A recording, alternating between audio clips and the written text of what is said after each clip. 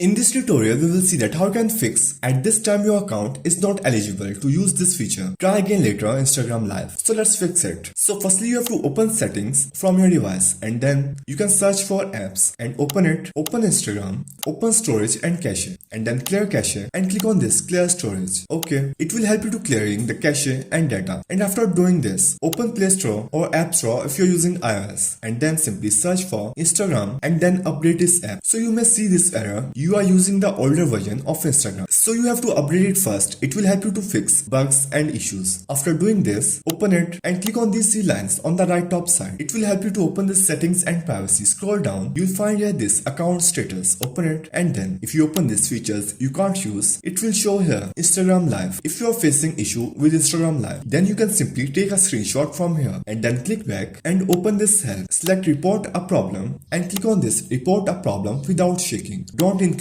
and continue. And then here you can type your problem that you are facing the issue with Instagram Live feature, and you can also attach screenshot that you just clicked and then click on this send button on the right top side. So these were the steps that help you to resolve at this time your account is not eligible to use this feature. Try again later on Instagram Live issue in just few steps and regain access of Instagram Live.